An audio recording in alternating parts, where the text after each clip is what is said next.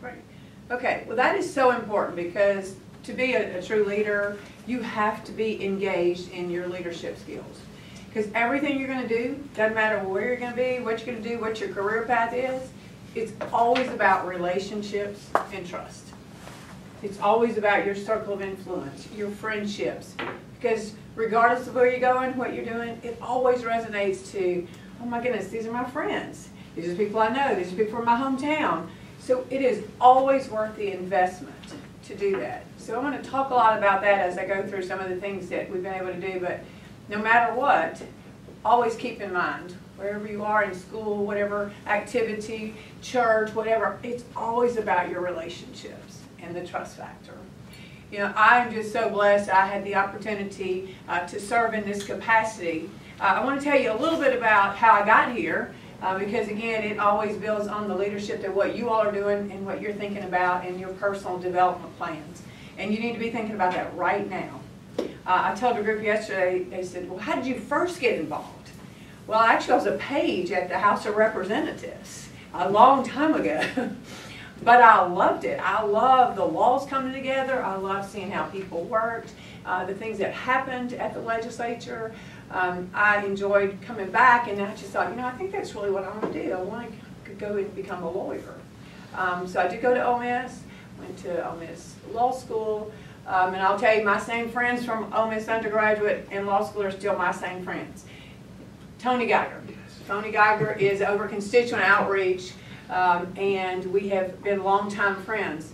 But longtime friends enough that we actually went to Ole Miss together. We did. Now, we can't say how long, Tony, right? We'd be giving away how old we are. But again, it always goes back to, again, the friends and the people along the way.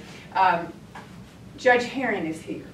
You all need to, if you haven't had time to spend some quality time with Judge Herring, what an amazing friend. He's been such a mentor to me and a champion for all that I've done. I couldn't be doing what I'm doing if it hadn't been for him. He's one of the first people that said, you need to do this, you know, and he believed in me, and I'm always grateful for that. Again, back to the people that you know and that you trust. So, incredible opportunity. So I went to Ole Miss. I actually then interned at the Attorney General's office. So here's my plug, just like Ms. Carl said. Apply. We have an amazing internship program. We enjoy it. It's a succession plan. We love to have you all there. We love for you to stay. Like I said, Victoria's there. And again, we just think it's incredible to help mold the next generation of leaders. Again, it's so significant, and we believe in doing that. We had over 80 applicants for this summer already. So we do 2 sessions, and so I'll certainly encourage y'all to take a quick look. We're about to open up an Oxford office, so that'll start in April, so we'll probably do some interns in Oxford as well. And then we have one on the coast. So again, we just really are invested, everybody in the office, again, to build in you all as leaders. That's why I said, even here, take the time. You should know each other, know everything about each other, stay in touch, because you never know when you're going to see each other again. And it's really significant to do that. Because again, had I not had that, I would not have been able to do what I've been so fortunate to do throughout my career. People say, did you always plan to become the Attorney General? I did not. God kind of puts you where you're supposed to be at the right time, at the right place. But I interned at the AG's office. They asked me to stay. My first 5 years of practice were there, and I loved it. I loved every minute of it. It was great. Now, back then we didn't have about 65 lawyers. I think I made the 5th one when I got there. And I will go ahead and tell y'all, I started practicing in 1985. And so it's a little daunting to say that. So I guess Tony and I were 10 when we graduated from Ole Miss. That's what I'm going to keep telling ourselves, right, Tony? Yes. But again, what an experience for me, and I knew at that point I loved it. But because you make relationships and the friendships, I've been asked to go to the House of Representatives and serve as counsel for Ways and Means, and I did that for a number of years, and then went into private practice. And again, expanding your bandwidth, every time you're in a different circle of influence, I encourage you to keep doing that. Add to your circle. Again, not that you need anything, but it really rewards you the more people that you know and you have relationships with. So when Governor Barber came in 2004, what a tremendous leader he was for us in the state of Mississippi. I got the call from Governor Barber and his chief of staff. His chief of staff happened to be my chairman at Ways and Means. Like, you have to come back. We know you're a public servant at heart. Just please come back. Well, I don't even think I asked where. I said, absolutely, I'm happy to come and be back into the public service arena. They had me working at the Department of Employment Security. That's important as I speak to all of you about workforce, the tapestry of the state, where we're going, what does our business look like, what does our future look like. Gave me great grounding to be there as the deputy over all of external affairs. Again, recruiting our businesses, getting our workforce, again, very positive, impactful opportunity for me. And Governor Barber said, I would like for you to serve as the executive director of the state personnel board. So that's like being the HR director for all of state government. So all of a sudden I had 32,000 employees. And so thinking about, okay, what are we going to implement? And I said, somebody said, how do you really kind of summarize what you do in each one of those leadership roles? It's always about being a change agent. If you're always doing the same thing that you did the day before, last month, last week, then you just need to stop. You need to be proactive and think about how you're doing it moving forward, and trying to have that real vision and be very strategic about all of your next steps. So we changed up a lot of things. Things were new and different we'd never done before. We did telephonic hearings for administrative issues. So we were able to hear cases very quickly and sometimes do 7 and 8 days. So really looking to bring it to a new level. Well, then the treasurer's position opened up. So in part of my practice at the AG's office, in private, I had been capable of doing bond work and finance corporate type of works. And so the treasurer's job opened. Governor Barber, all of my friends from all those different areas said, you should absolutely run. Well, they gave me absolutely, out in the real world, no chance of winning, right? But because it goes back to hard work, great ethics as leaders, as all of you are, to also then you're going to call on that circle of influence. Who did I know all across the state? Who did I met in that circle of influence to get to this point? And that was significant to me because people, friends all across the state really helped me move into the next level. That's what it goes back when I saw Judge Herring and we sat down at the party and discussed what about this run. And he's the one that said, you can do this. You can do this. And then it began to grow, and so again, having that backing and that support.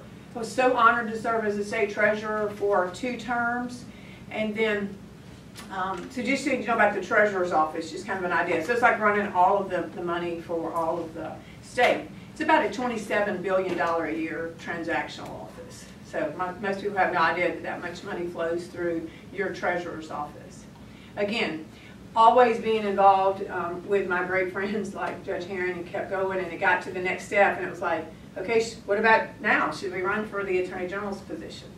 Well, again, the support was incredible. Judge Herring was absolutely out there being such a champion for me and helping me across the state. And so then to get to serve here, I'm like, I'm so humbled every time I walk in the door. And so I have an amazing team I get to work with. The things we do are significant. About 300 folks that work at the AG's office, about 130 lawyers, about 80 investigators. We have nurses on staff. We have counselors. We have victims advocates. Because we just don't do just cases. So we really have expanded our office into very different areas that we need to be the drivers on. So I'm not only charged with being the chief legal officer for the state, I'm also charged with being the chief law enforcement officer. So that is very impactful, and we've really changed our model in that regard. So we've got all those folks. So we represent every state agency, board, and commission. I represent all the different officials in every capacity. We have civil litigation, so again, always representing when the state gets sued. We do training. We do all the law enforcement training, the prosecutor training. It's important to have a great, strong partnership with our prosecutors and DAs across the state. We have a victims advocates division because we all know a victim. We all know somebody that's been through that process, and so we felt like it's important for us to step up into that area. Consumer, I'm sure you all get some robo-text, right? If you don't, I need to know what system you have on your phone, right? Because we're charged with trying to get those robocalls, those robotexts off, so that everybody is not completely annoyed with when you get 20 and 30 a day. So things that you probably don't think about that we do all the way, peeled back along those lines. But as Mr. Carswell said, we also do some things that are very different. Human trafficking. Human trafficking is real. I would love to tell you that it's not in our state, but that would not be true. Every direction you can think of in our state, we have it. But we're fighting it. We have an amazing team, and they have, now we train other people. We've certified over 400 law enforcement officers to be certified in human trafficking. We've now done multi-jurisdictional operations, about 55 in the last few years, all across our state. And we've arrested about 85 of those bad actors, and we've rescued over 300 folks here in Mississippi, including under 20, right around 20 minors. The last operation we did, we were able to rescue, I think, 9 young women and 3 babies, 2 babies and a toddler. So it's alarming when you think about that's going on. Now, you may or may not know this, but half of the, over 50% of those trafficked are trafficked by a family member or somebody that they loved and trusted. So think about next time you see something that says, missing teenage girl or something like that. They're missing, and sometimes we never find them, and then we might find them when we're doing an operation. And that's really scary. They are trafficked for quick cash and drugs. And every time we do a takedown, we're almost always going to find a gun, some weapons, and drugs. These young women primarily have substance abuse trouble because of what they do is so horrific. They have to give them drugs to get through that because, again, time and time again, they're being utilized. So that's really important to us, and that's been a big part of making a difference. Cyber, you all know, is an incredible world. So trying to police this internet superhighway that's going on, and there are so many bad actors out there in the cyber world. So we have an amazing team and our partners trying to do just that. We run the Internet Crimes Against Children. So child exploitation, unfortunately, is prevalent. You think about TV shows where you see all the monitors going, we're doing that. We're tracking all these predators. We created a special victims unit. I do personally like that show though, and, because there are so many victims, whether they are elderly victims, our children victims, our domestic violence. It's just, we really needed to hone in and make a difference there. And then back to the drugs. We're very engaged with our law enforcement. We're running the One Pill Can Kill. I've been on some of the campuses already, again, because the counterfeit drugs look exactly like real drugs. And you can just, a few granules look like salt or sugar can kill you. And it's alarming to think that we lost, well, we don't have the numbers until March 1st for this past year of how many Mississippians we lost, but the year before, we lost 237 Mississippians to fentanyl overdose. Now, that's a lot. And I always do this analogy to kind of make you think about it. I suspect our number is going to be about the same March the 1st. But if we were all sitting here in this meeting and we look up and a plane goes down right over here, what would we all do? We'd all jump up, we'd go look, we'd go, oh my goodness, what happened? How could we have saved these lives? You know, what was the error that was committed here? Was it pilot error? Was it, weather? We'd all be in an uproar. We'd be on the front page of all the news. Unfortunately, not just in Mississippi, but across our country, we've become pretty complacent about that. Oh, well, we can't do that. We have to stand up. So, hence why I'm working so hard with our One Pill Can Kill initiative to get out there and the awareness, because on all of these issues, like the human trafficking is called Be the Solution. This is the One Pill Can Kill. Knowledge is powerful, right? But only if you share it. So as great leaders, you have to be ready to do that. When you accept the leadership role, you have to be the one that drives the knowledge, the power to get it out there and provide it to other people. So that's why, as we worked with that, it's been significant. We created a fentanyl strike force with law enforcement partners, just so we can go after these bad actors. Our first big operation, we arrested 13 of them. So a lot of different things that we're doing in this office. I want to speak to one about the Dobbs case a little bit. Just because I want you all to have some questions, but I want to kind of tell you what happened a little bit. So again, that case was at the Fifth Circuit. When I first got into office, it had already been passed and denied, and it was at the Fifth Circuit. I came in and I looked over my cases, and I was like, okay, what are the ones we're going to appeal? What are we going to file cert for the United States Supreme Court? Which ones are we going to dismiss? Well, there was never a question. That was the thing to do. Absolutely. We're going to file to the Fifth Circuit. I mean, from the Fifth Circuit to the United States Supreme Court. We did. It sat there.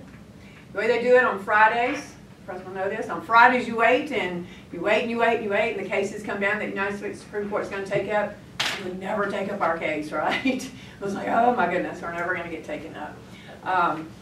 And so it kind of percolated along in there. And in the meantime, I had appointed a Solicitor General when I first came into office. She is now sitting on the bench in the federal Southern District. So she's the first female in the Southern District. So Christy Johnson is down there. I appointed a new Solicitor General. Brilliant young man, comes from D.C. via California.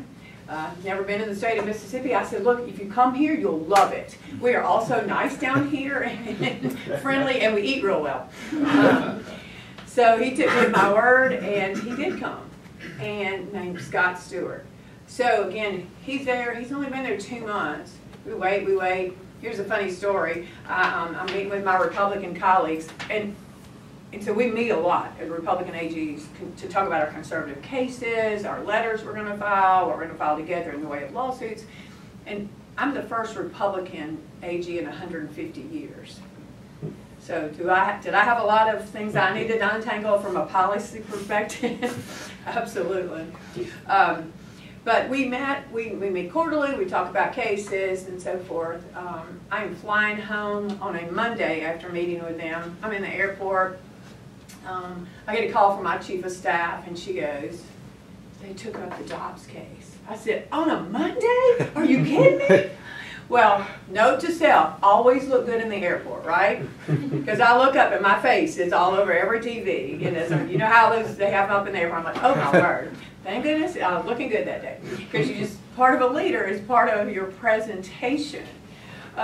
Anyway, very quickly, it came in. By the time I got home, we organized, we had an entire strategic plan. Now, there's never been a case worked like this before. And in that plan, we had a media plan. So we had our policy plan, we had our briefing, we had our amicus plan. Again, what would we do with outreach? Because we never had this opportunity in 50 years. So we worked that plan every single day. Everybody that was involved with us worked that plan. And then we said, you know what, we're going to write our own brief, and we're going to argue our own case.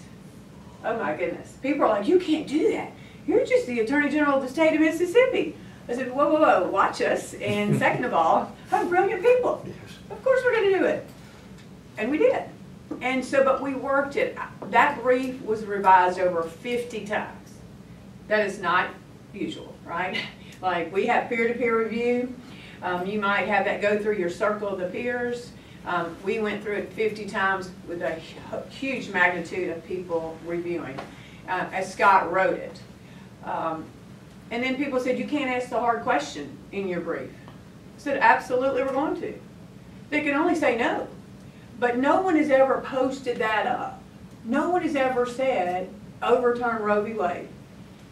All the other cases, just whatever that law was, that's the only thing they argued. Whether it was a 15-week, 6-week, whatever. Only that argument had ever been made, never the big question. I said, yep, put it up there, front and center, we're going to ask the question. So we worked that plan, we worked it. We got the call that they actually finally set the hearing date on December the 1st. December 1st, Monumental Day. We go up, we argue. There are thousands of people there. Again, this shows the conservative movement, the values that really rose to the occasion on that day. We had 30-something speakers. Now, we had Republicans, Democrats, we had faith-based, we had doctors, nurses, mothers. We had people that were not conservative. We had atheists. They all spoke about the dignity of life and protecting the sanctity of life right there on the steps in front of the Supreme Court. Yeah, you know, if you look back historically, it's usually 3-1 the other direction, right?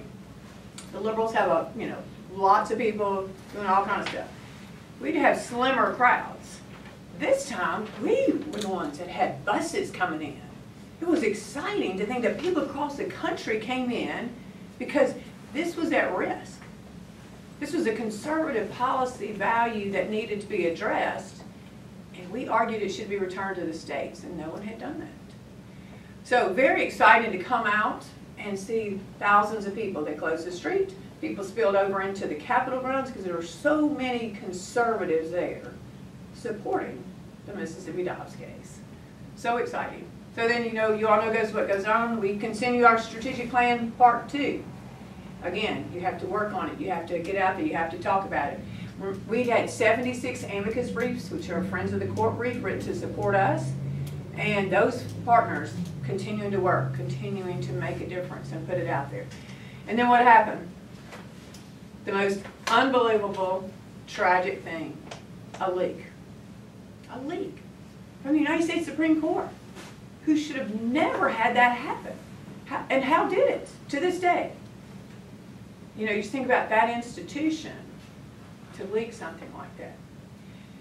You know, we looked at it immediately, of course, and I was very pleased. I was like, please don't let it change, because for all of us, it was a very well conservative opinion put out there. But it was hard for that next 6 weeks to wait on the real answer, which we all know was great. But again, it showed Mississippi was willing to stand up in a very strong way for conservative values, and that we were not afraid to jump into the arena that is important to all Mississippians. And so I tell people too, you know, it was returned to the states. Every state's been different. We've seen the democracy that's happened in every state. Everybody's done something in their own particular way, which is exactly what it should have been. States always had that opportunity. And just quickly, that propelled us to do a lot of things that weren't happening in the state and that weren't being driven by the Attorney General's office. Like jumping into postpartum for women to allow that. Jumping into adoption credits. Jumping into streamlining the adoption process here in the state of Mississippi. We got 10 different pieces of legislation passed last year. We call it the Empowerment Project, to empower women and to protect children. Nobody was talking about that, but now we are. Now we're passing legislation. We're really trying to help. Got a new program called MAMA, and that is Mississippi Access to Maternal Assistance. It's on my phone. You can get an app, a website.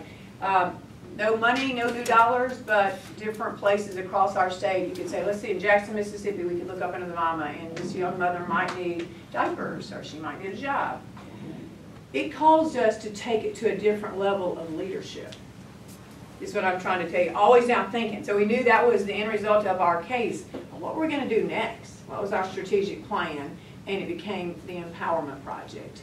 And it's wildly successful. We've probably got about 10 more pieces of legislation over there right now that we're working on. We propelled into doing things differently with our child protective services, because right now we have about 4,000 children that are wards of the state. We've got to get them into forever homes quicker. And we got a foster parents Bill of Rights passed last year. You don't even think about that, right? But these foster parents need to know what they can do. What's their HIPAA laws? How do they protect the children that they brought in? So again, those are the leadership roles. When you take them on, you have to be embracing those and think about what are the next steps. You know, always there's a consequence or an exciting opportunity, but to look for it. And so again, I give you that example to let you know that that's significant to be in your leadership roles in whatever you do.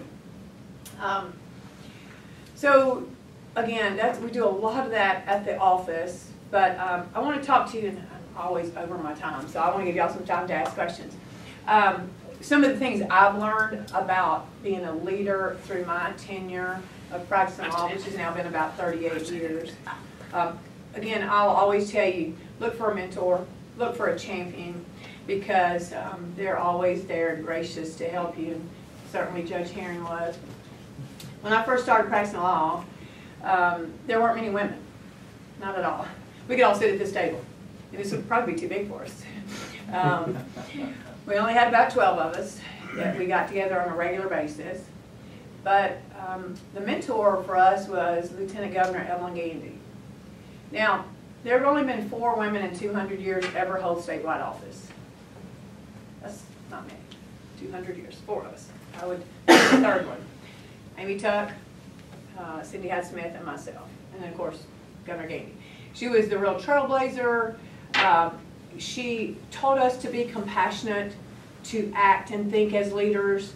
So I tell you all that she was a great learning teacher for all of us, which just spilled over into our leadership, because all of us have done a number of different things, but we've all been in leadership capacities, and to have that initial grounding was so significant. I mean, she was the first treasurer, she was the first insurance commissioner, she was a special assistant attorney, or she was an assistant attorney general, she was the lieutenant governor, and she lost her bid for governor. And so, again, that was so impactful for us to learn from her. And just kind of some quick examples of how she challenged all of us, right? I mean, she expected us to do better, to be out in the communities, to be that leader, to stand up, to be compassionate for everyone, not just to be silo-driven on whatever the issue is, to really think broader on how you can impact. Because as you move into these leadership roles, that is the expectation. Everybody's looking at you. And so it's exciting. Be ready to move into it. Embrace it. Think about, again, your circle of influence and how you have the opportunity to meet people, learn things, and go different places. So one day we were just like this sitting around the table, and she said, you know, there's a move across the country to have women in the profession committees in the state bar. We all absolutely agree, yes. Well, she looked at me and she said, Lynn, you need to make the presentation. You just say, yes ma'am, okay. And so I did. And I went over and I said, you know, to the group of bar commissioners, I said, you know, we'd like to have a women in the profession committee of the state bar. Very different dynamic than the group I just left, we know, with all 12 women. And they said to me, and this is the part about always being gracious in whatever you do, they said, okay, you can do it. Can you get all those women things done in 1 year? I probably have piercings in my tongue. And I said, yes, we'll try. I chaired the committee for the state bar for the first 3 years. And in that time, I went back and said, can we have it as a standing committee? They allowed it to become a standing committee. And then I said, can we have a continuing legal education for women attorneys? And they said, good luck. Yes, see what you can do in 1 year. I chaired it the first year. I chaired it the 25th year. I spoke at the 30th, and I just spoke at the 32nd one here a couple of months ago. So again, having that vision is so important. She had it. She gave it to us. And now in the bar, it is a section of the bar for women, not just a ad hoc committee, standing committee. It's now a section of the bar. So think big. As leaders, you are definitely challenged to think big. Think about how you can do that in such an important way. But a lot of things that she taught us, things I have been able to learn over my tenure and from a leadership perspective. Again, your circle of influence is always about teamwork, partnerships, being there with one another. And so you should always embrace the teamwork, right? Now, I'm a little competitive, right? You can't run for a statewide office and not have a little bit of the competitiveness, right? It's really important to do that. However, and look, I tell all my team members, you got to be a little on the edge, you know, but never be competitive where it hurts one another, right? Be competitive on the drive, on the emotion, on the issue, but not against each other, right? Be supportive of one another. That's key, is to having that teamwork, that competitiveness, where you are actually there helping each other and supporting one another. And as you collaborate, that's when powerful things happen, right? I think about our little Women in the Profession Committee, and I think about becoming a section of the bar now, having the CLE, all the things we were able to accomplish just because we were a small little team, and we sat there and we said, we're going to think really on a huge scale. And so as you collaborate, that's when you, again, you really become that team leader too. And on those teams, be the one that says, hey, let's think about doing this, or let's look at it from a different perspective.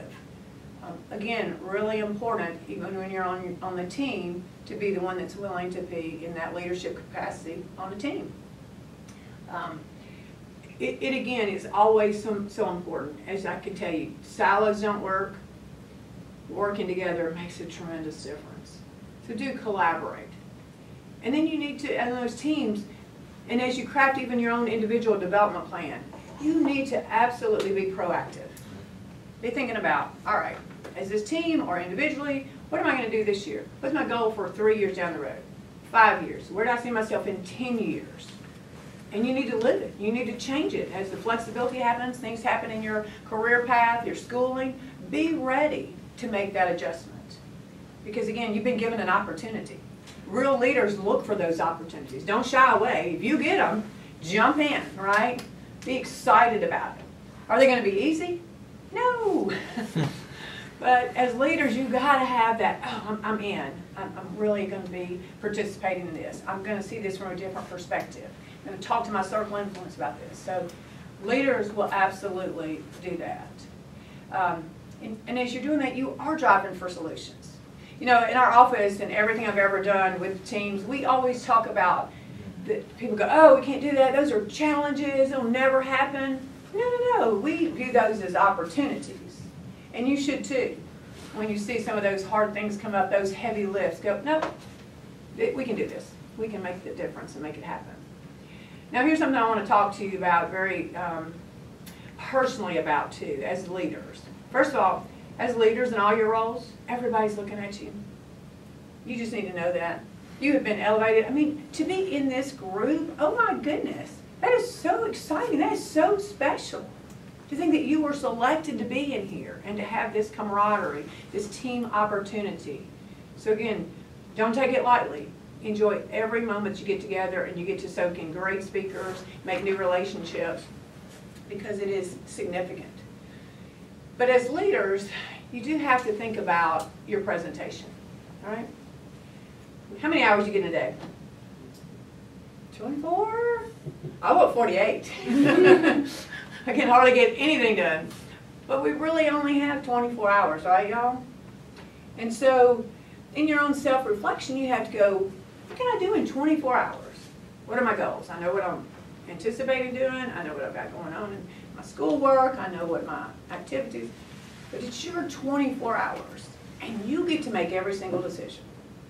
I mean, yes, are there professors? Are there parents? Are there other people? Yes. But you really are the driver. And so from the time you get up in the morning to the time you go to bed at night, it's your presentation. Everything you do is your presentation. And as a leader, you have to recognize that and be ready to stay in that role for everything that you do. So think about it, even if you're just in class or you might be at an activity, take the time to speak to somebody, right? You may be the only person that speaks out to them and says, hey, how are you doing? Again, true leaders want to be invested in others. And you should always do that. Anybody you're involved with, classes, different teams, get to know them, get to know something about their family. That creates a very special bond that will carry you well into your life. So do that. I will tell you as well that, again, all those are your actions, including your presentation. Your presentation. Look, leaders are going to shake your hand, look you in the eye, talk to you, and you need to do that. Look, I'm practicing with my 10-year-old grandson. Let's work on the handshake here. Let's talk about it. Again, think about the people you meet. That's why I made everybody go around the room. I want to hear you. I want you to have that eye contact. I want you to be willing to stand up, because you're never going to see a leader that's sitting over here in the corner, right? The leaders are out here talking. They're making it happen. So your entire presentation is truly the opportunity you get to showcase who you are. Now, and it goes down to everything you even look like and how you look the first time you meet them. You know, people say, oh, you can't judge a book by its cover? Absolutely, right? People judge you the first time they meet you. There's no second, let me go to chapter 2, see how this person is, or 5. No. So, be ready. because as a leader, you're always going to be in your role. But with that part too comes the leadership role from an electronic presentation. Your digital presentation is every bit as important. I know you all are in a great situation, but I'll always tell you to be mindful. Anything that might remotely, don't hit send, don't put that picture up, don't engage in that text, because as employers, you know the first thing we do? We go look at your social media. We do that. That tells us a whole lot about you. And I can tell you over time, there are a lot of people I did not hire. Like if you're that person that's on your mission trip or the person that is funneling beer, who do you think I hired? Because that speaks to who you are. It speaks to your heart. It speaks to what you believe in. And as conservative leaders, you have to always be mindful of that. And again, here's some other things as outstanding leaders you have to think about now in your entire life. Great leaders always give of themselves.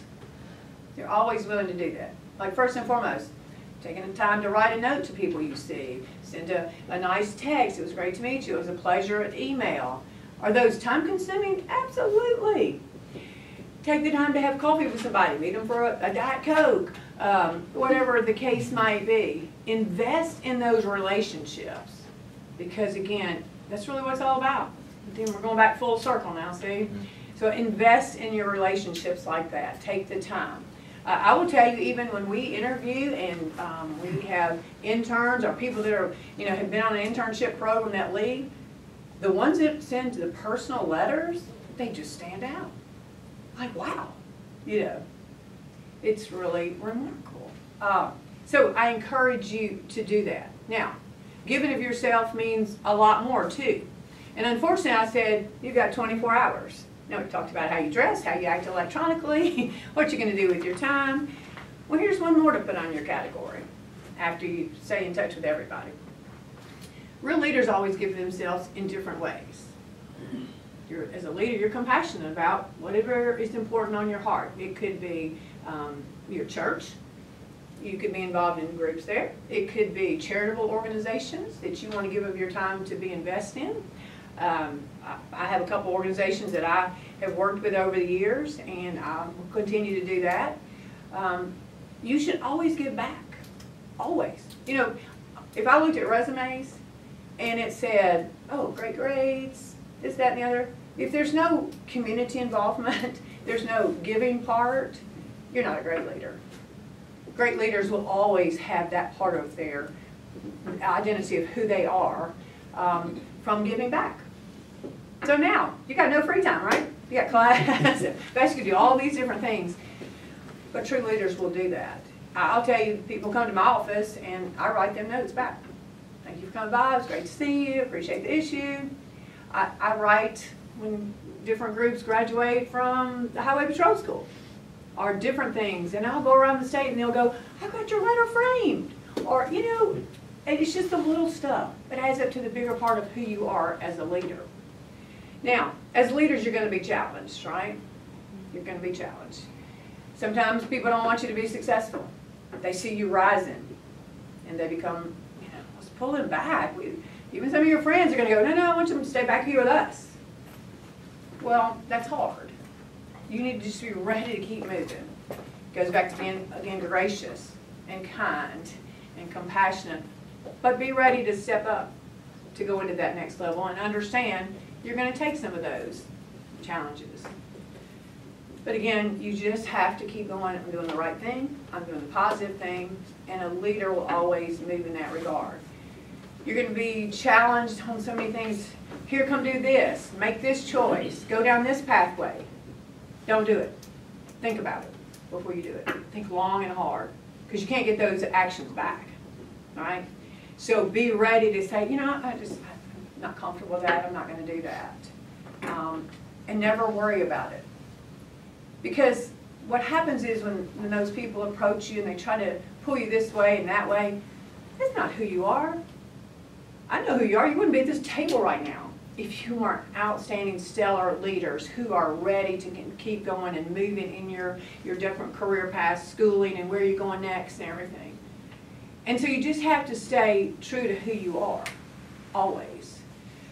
When I first run, and here's kind of a funny story, when I first started running, Judge Aaron's heard me tell these fun stories, but and I would come back and relate to him some of them, and people would say, you know what, I think you'd be a good treasurer, but you really can't wear dangly earrings, right? They're never going to elect anybody who wears, a woman wears earrings and jewelry and that kind of stuff. And again, I would bite my tongue and say, thank you so much, I appreciate your input.